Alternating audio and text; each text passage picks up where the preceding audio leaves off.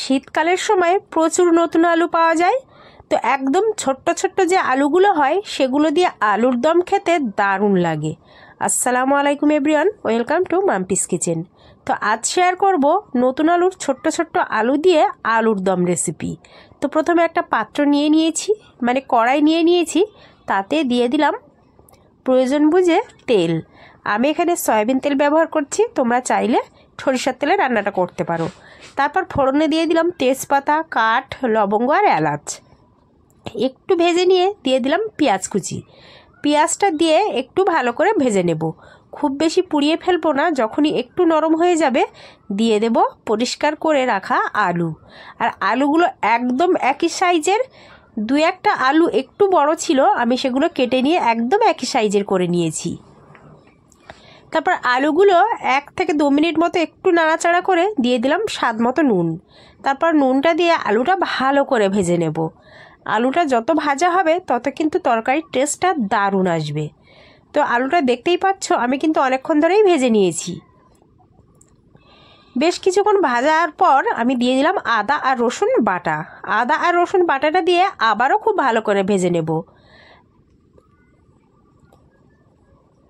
যাতে পুড়ে না যায় সেই জন্য আমি সামান্য একটু পানি দিয়ে দিলাম। তারপর খুব সুন্দর করে মশলাটা, মানে আদা রসুনটা দিয়ে ভালো করে ভেজে নিচ্ছি। আর তোমরা আমার ইউটিউব চ্যানেলে যদি নতুন বন্ধু হয়ে থাকো প্লিজ চ্যানেলটা সাবস্ক্রাইব করে রাখবে, আর ফেসবুক পেজ থেকে দেখলে পেজটাকে ফলো করে পাশে থাকবে। এরকম নিত্য নতুন সুন্দর সুন্দর রেসিপি আমার পেজে আছে, তোমরা চাইলে দেখে নিতে পারো। আর আলুটা দেখতেই পাচ্ছ ভাজাটা কতটা সুন্দর হয়েছে। তারপর আমি দিয়ে দিলাম মশলা, যেমন ঝালের গুঁড়ো আর হলুদের গুঁড়ো, আর দিয়ে দিলাম রঙের জন্য কাশ্মীরি রেড চিলি পাউডার। আর ঝালটা তোমরা কেমন খেতে চাইবে সেরকম বুঝিয়ে দেবে। আর আলুর দম যদি একটু ঝাল ঝাল হয় তাহলে কিন্তু খেতে দারুণ লাগে। তো মশলা যাতে পুড়ে না যায় সামান্য একটু পানি দিয়েছি, আর সময় নিয়ে ভালো করে কষিয়ে নিচ্ছি। অবশ্যই খুব সুন্দর করে কষাতে হবে। তারপর দিয়ে দিলাম ধনিয়া গুঁড়ো আর দিয়ে দিলাম জিরে গুঁড়ো। তারপর আবারও খুব সুন্দর করে মশলাটা মিশিয়ে নিচ্ছি। এই নতুন আলুর সিজনে, মানে এই শীতের সিজনে এই নতুন আলু দিয়ে কোন কোন বন্ধুরা অলরেডি আলুর দম খেয়ে ফেলেছো অবশ্যই কমেন্টে জানাতে পারো। তো তারপর কয়েকটা শুঁটি দিয়ে দিলাম, যেহেতু শীতকাল শুঁটি তো হাতের কাছে থাকবেই, তো সেই জন্য কয়েকটা মটরশুঁটির দানা আমি দিয়ে দিলাম। তারপর আমি এখানে ব্যবহার করছি আলুর দমের মশলা। আমি এখানে সানরাইসের আলুর দমের মশলাটা ব্যবহার করছি, এটা দিলে একটা আলাদা ফ্লেভার আসবে, খেতে ভালো লাগবে। তো আলুর দমের মশলাটা আমি দিয়ে দিলাম, দিয়ে আবারও খুব সুন্দর করে এটাকে কষিয়ে নিচ্ছি। তোমরা তরকারির কালারটা দেখে অবশ্যই বুঝতে পারছো যে কালারটা কতটা সুন্দর হয়েছে আর কষানোটা কতটা সুন্দর হয়েছে। এরকম সময় নিয়ে কিন্তু কষিয়ে নিতে হবে। আলুর দম ভাজা আর এই কষানোটা, এর উপরে কিন্তু তরকারির টেস্টটা নির্ভর করবে। তারপর দিয়ে দিলাম পানি। আমি ঠিক যতটা ঝোল রাখতে চাইবো ঠিক সেরকমভাবে পানি দিয়ে দেবো। আলু তো অলরেডি সিদ্ধ হয়ে আছে, যেহেতু অনেকক্ষণ ধরে ভাজা হয়েছে। তো তারপর ঢাকনা দিয়ে ঢেকে দিচ্ছি।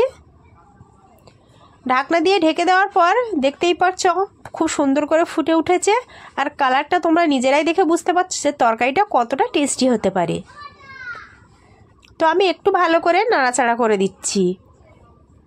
তো শীতের সিজনে এই ছোট আলুর দিয়ে আলুর দম রেসিপিটা অবশ্যই একবার হলেও ট্রাই করবে, খেতে দারুণ হয়। ভাত, রুটি, পরোটা যা কিছুর সাথেই তার সাথেই খাওয়া যায়, খেতে দারুণ মজার হয়। তো আমি একটু ভালো করে ফুটিয়ে নিচ্ছি, আমি খুব বেশি পাতলা ঝোল রাখবো না। তো তারপর উপর থেকে কিছুটা ধনিয়া পাতা দিয়ে দিলাম। তারপর আবারও ঢাকনা দিয়ে ঢেকে রাখছি। ঢাকনা দিয়ে ঢেকে রাখার পর আমি আবার কিছুক্ষণ পর তোমাদের দেখিয়ে দিচ্ছি, খুব সুন্দরভাবে ফুটে উঠেছে আর অনেকটা ঝোলের পরিমাণ কমে গেছে। ঝোলটা তোমরা কেমন খেতে চাইবে সেইভাবে তোমরা রাখতে পারো। আমি ঝোলটা খুব বেশি ঘন করব না, আবার খুব বেশি পাতলাও রাখবো না। তো দেখতেই পাচ্ছ তরকারিটা হয়েও গেছে। এবার আমি ঢাকনা দিয়ে ঢেকে রাখবো, আর 5 মিনিট পর তোমাদেরকে দেখাবো ফাইনাল রেজাল্ট।